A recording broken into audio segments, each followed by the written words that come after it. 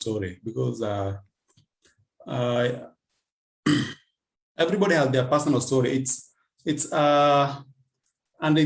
we can only offer advice, but your story is going to be very different from someone else's story, because we all come from different backgrounds. We have different relatives who think different of us. So it's very important that you realize whatever advice you get, you have to tailor it to your own individual circumstances.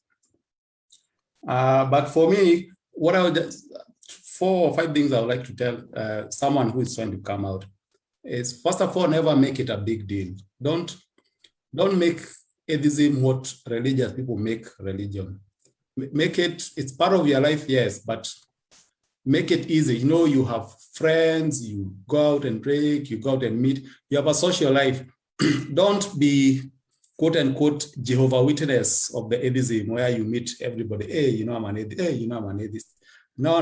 You just make it a very small part of your life. In fact, nobody should know you're an atheist until they ask you. It shouldn't be the first thing that when I meet you, I know you're an atheist. No, unless of course you are like Mumia, who is the face of atheism in Kenya. But if anybody else meets you somewhere, you should be able to discuss politics, economics, family issues, and maybe touch on religion if it comes to the end. So don't make it a big deal. Number 2, don't, whatever she has asked if we should be able to convert our parents, I personally wouldn't go for it. Because there are people who are not worth the conversation unless they bring the issue up, like my parents or the people in my village. If they bring the issue up, I'll discuss it with them, but I'll never be the one to take that issue to them. I don't want that to be what me and them discusses. But if they ask me question, then I'll answer them, of course, with some humor. Sometimes I just try to make it like a comedy. I never make it like it's something serious. One very important thing I would also like to tell people is, this is my personal advice, because of the places you come to, I don't think atheism or any ideology should be worth losing, like your financial or your family. If let's say you are a student and your parents are very conservative, they are going to church, and they make it like, you know, we are not going to pay for your school fees for college if you continue with this thing. You can pretend for that, you know, they can't change your mind, but I would advise such a person to play along, get your degree, get your diploma. Then when you're done now, you can express yourself, but don't be the radical person who says, this parent cannot tell me this, and yet they are providing the financial support. And just earn your freedom the natural way, the way there are so many other things, like not just atheism, there are so many other things that I did like my parent imposing on me. But I played along until I had to earn my education. And then now they can't tell me anything, you know? And that's how it should work. And the other thing is, as an atheist, because of the negative perception sometimes they have about it, you have an obligation to be a good person, naturally, even a better person than a Christian. You speak more with your actions than your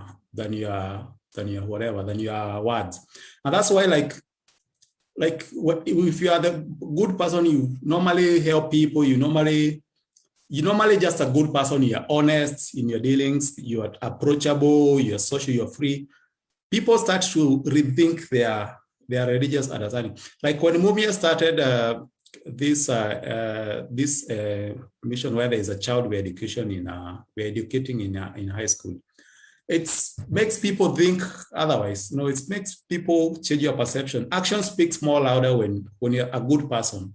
And even if you look at your circles, the people who are more influential to you are people who you think they are approachable, they are good, and they are nice people. Irrespective of their religious background, you tend to follow them.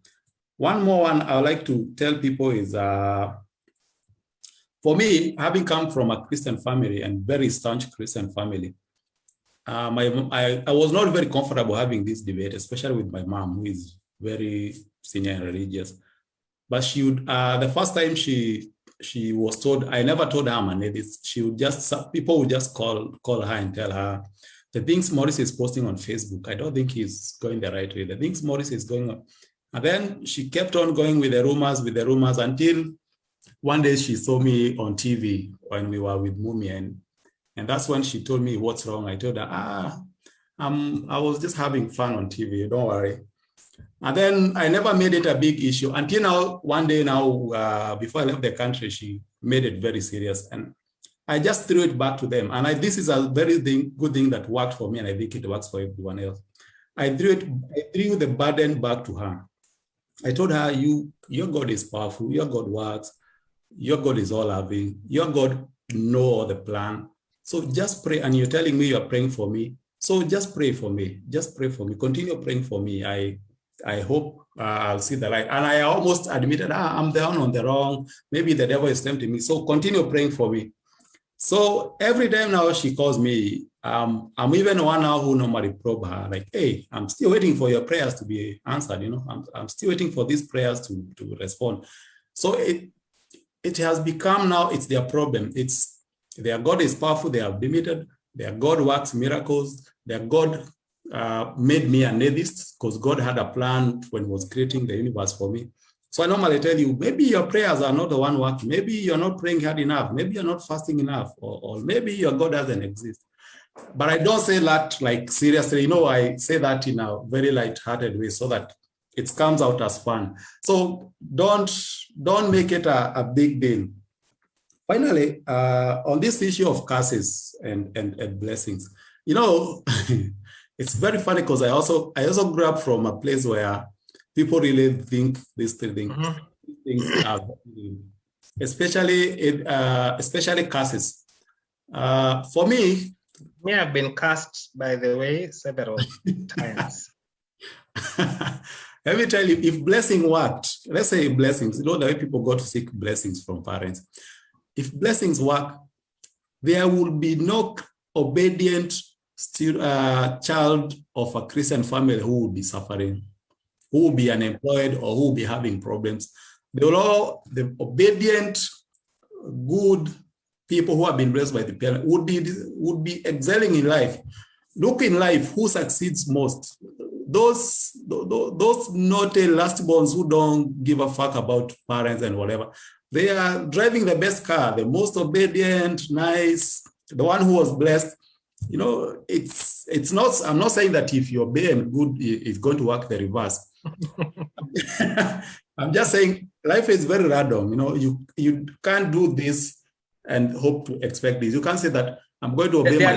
What you're saying is that there are no consequences. It's not like if you do A, then B will follow. I think that's what you're saying. That it's not. People look at life in terms of consequentialist approach. No, so if you insult your mom, today you are going to never get a job. If you don't take your wife to your parents, that marriage is not going to be blessed. So if it so happens you don't get children, it's because of the blessings. You are not blessed. So people see life as a cause and effect kind of thing. Yeah, and if you look at it very carefully, it works in the reverse. Because I had this debate with one of my relatives. Look at Prophet Owol, the one you just talked about. He normally makes prophecies. Like there was a time there was an earthquake in South America. He said, "I told you." His prophecy, he always prophesied after the event. If now there's a volcano in Congo, he's going to say, "I said this 2 years ago." So people look. The same thing they do with curses. They look at a family that has maybe a certain problem. Maybe they have a certain, and then they say, their grandfather was arguing with their mother, or their grandfather, they used to fight with so and so. So they look at it back and say, now that is the grandfather who is hounding the family. But if you ask themselves, there's another grandfather also during that time who was also arguing with their mother, and that one, the kids have turned out to be okay. So there is no direct cause effect that you can say, this did this.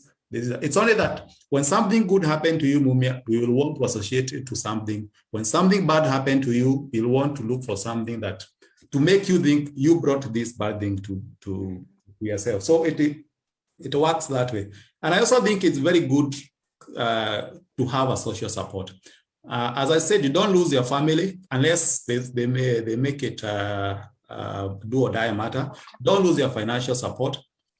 But if what comes to us, that's why like association like AAK should exist, so that we offer this social support to these people. Because other than money and whatever, the other thing that religious people will always get from you or use to blackmail you is the social network, especially the church. Like when someone is excommunicated from the church, and all your friends are normally in that church, all the people you've been financially maybe contributing together, your social life has been built around that church.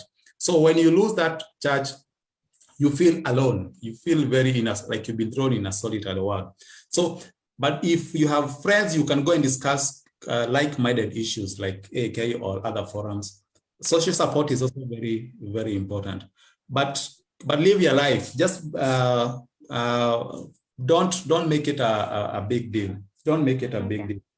Yeah. Maurice, that's now okay. Let's go to, thank you very much. That was very impactful.